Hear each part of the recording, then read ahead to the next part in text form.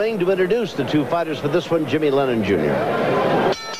Ladies and gentlemen, this bout coming your way is a lightweight special attraction scheduled for 8 rounds of boxing. At this time, I present to you the judges at ringside for this bout.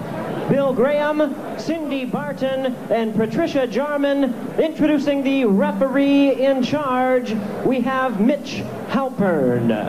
All right, fans, here we go. Introducing to you first on my right. He is fighting out of the blue corner, wearing black trunks with white trim. He is from the talented and well-known boxing family, fighting out of Las Vegas, Nevada. He weighed in at the lightweight of an even 135 pounds with a record of 23 wins, 2 losses, and 2 draws. He has 6 wins by way of knockout. Introducing Jazzy Jeff Mayweather. His opponent across the ring. On my left, fighting out of the red corner in this 8-round lightweight special attraction, he is wearing white trunks with gold lettering, fighting out of the east side of Los Angeles, California. He weighed in at a ready 134 pounds. He's the 1992 Olympic gold medalist. As a professional, his record is unblemished. 4 wins, no losses. All 4 wins coming by way of knockout. Please welcome the pride of East LA and all of the United States, the undefeated Golden Boy, Oskar de la Hoya. Once again, the referee in charge, Mitch Halpern. Time to go to school now. Time to go to school. Time to go to school now. Time to go to school now. Quiet. All right, you got any questions? Yeah, let's go to school. All right, punch him up. Let's go. Come on. That was great. Eddie Mustafa Muhammad, who has been brought in to work with Jeff Mayweather, a little psychology, saying it to Oskar de la Hoya, time to go to school now. Let's see if it has an effect on him. And why not? Why not? Why not try and get a little psychological advantage for your man? God knows everything else seems stacked against him. It does indeed. It did not seem to be a deliberate thing by Jimmy Lennon Jr., but the pride of East Los Angeles and the entire United States. Well, might have been just a bit of an embellishment that Mayweather probably figured, hey, I don't need that, you know, even though it's true.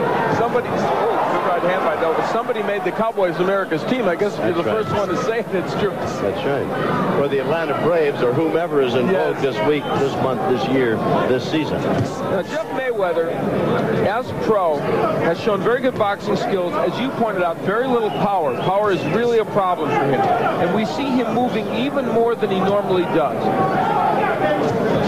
Well, he's quick. Not quick enough to get away from that left hand thrown uppercut fashion by De La Hoya. I tell you, I don't know what the future holds for De La Hoya. Everybody says he's a champion in the making. But I tell you, he's in that ring, and he looks like he knows how to fight, doesn't he? Well, he was an excellent amateur. What he did as an amateur was box a lot more. He has become very much more a puncher as a pro. Even his demeanor, when he stalks you, he's looking to land very solid punches that will knock you out. He's not looking to just land punches to score points. Very little wasted effort on the part of De La Hoya. His punches are straight, and they seem to the point. Lands with authority. You know he's a good boxer. And, the good news, bad news scenario is you can hit Oskar de la Hoya. If you're going to hit him with a punch, you're probably going to hit him with the left hook. But the problem is when you hook with a hooker, as they say in boxing, you get in trouble. He has such a quick counter left hook that when you throw your own left, you open yourself up to his left hook. And more often than not, you get hit with it. We've seen Mayweather do that a couple times already here.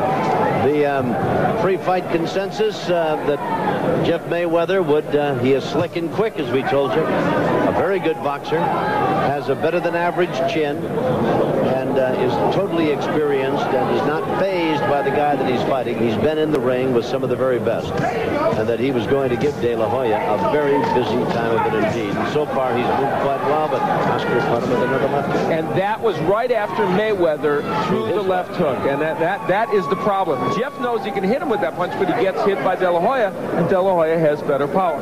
Very busy opening round. Remember, it's scheduled for 8. This is the first time that De La Hoya, the golden boy in the white trunks, has gone 8 rounds. All of his previous encounters have been 4-rounders. He is 4-0. That is, they've been scheduled for 4. Only one of them has gone 4, and that was his most recent victory down in San Diego, where he was a knockout winner. It's very rare that you would go and have an 8-round fight in your 5th pro fight, but so other Olympians have been moved along quickly. Evander Holyfield was an example.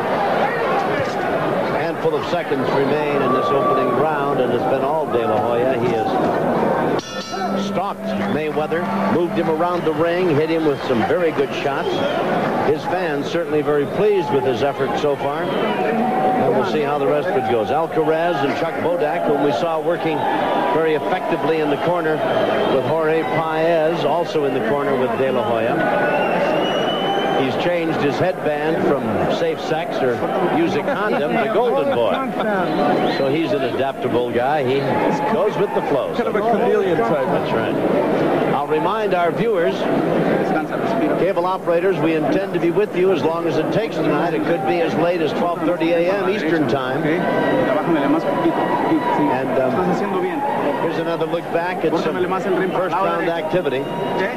The jab, an important weapon for De La Hoya, and throwing that punch with a lot of authority. And there's kind of the half left hook uppercut that De La Hoya has. That's a very good punch. I watched him win the gold medal in Barcelona at the Olympics, and a tense time for American boxers.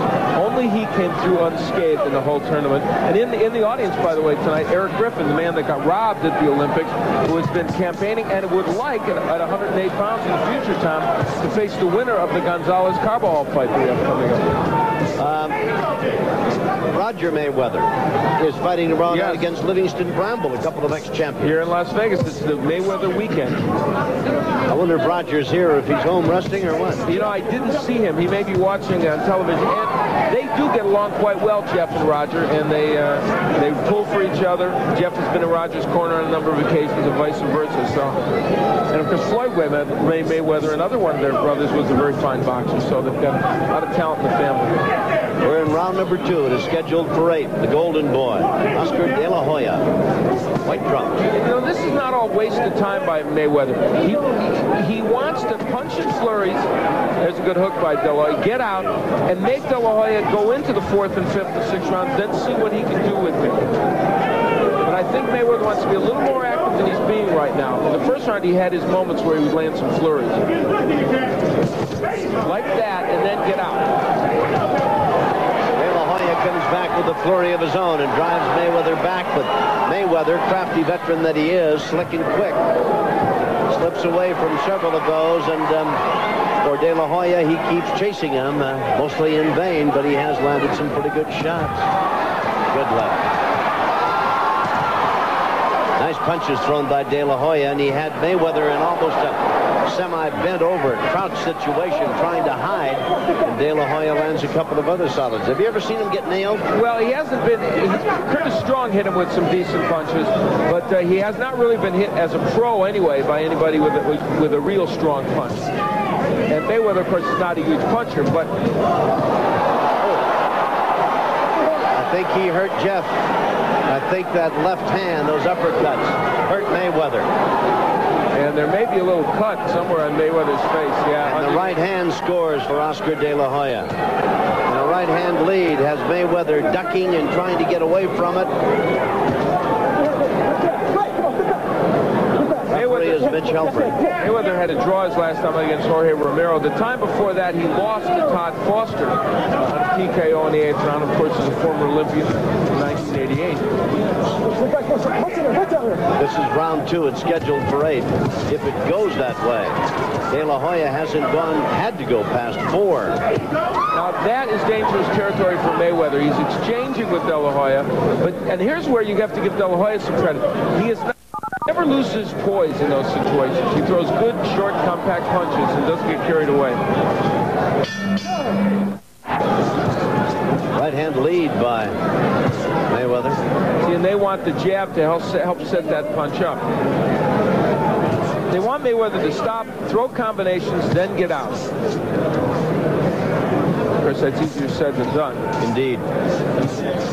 You brought up an interesting point. As you see the punches thrown, De La Hoya not only throwing more of them, but a bigger percentage landing.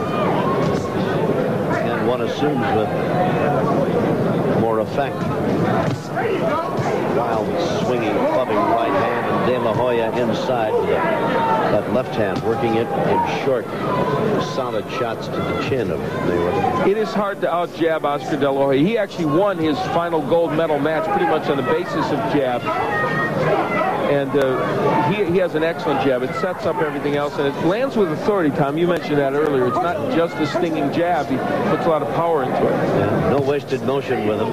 Did you notice the way he slipped 4 or 5 well-thrown, well-meant punches by Mayweather, who is not just a walk in the park. Mayweather has been around. He's fought some very good guys, and De La Hoya just stood there and slipped punches like a veteran who'd been around a long, long time. You know, I remember Jeff Mayweather way at the beginning of his career. He was fighting 4-rounders, and he will even tell you that at the beginning he just wasn't very good. He had very little experience in boxing. He'd gone to college at Eastern Michigan, and had not had much experience. He has made himself into a better boxer. Now he's getting hurt with those left hands, though. De La Hoya has him hurt and has him in his own corner, and Mayweather ties him up. Crowd sensing that De La Hoya on the threshold of a very impressive win here. We're in round number 3. And I'll tell you what, Tom, if he should knock out Jeff Mayweather this early in this bout, it would be impressive, because it would tell you that even in his 5th pro fight, Oskar De La Hoya is able to take a veteran and show power and just completely dominated with that power. De La Hoya chasing Mayweather, who is on his horse and moving. To fight moving back.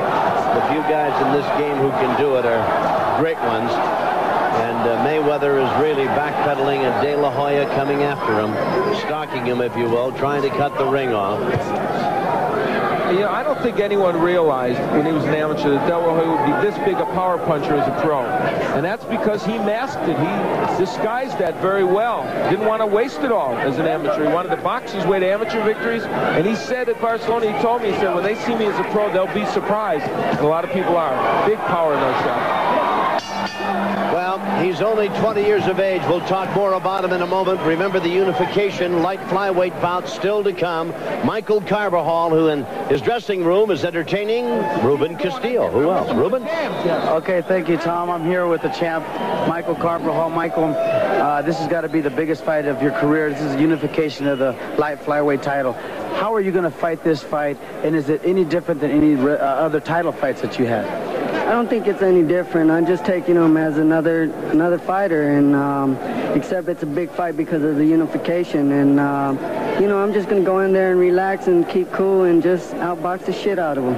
Okay, really quick, is there a lot of pressure on you for on this fight? Not at all. You know, I'm real calm, and I'm very relaxed. I feel good. I feel strong, and I'm just ready to go put it on him. Good luck to you. Back to Tom Kelly.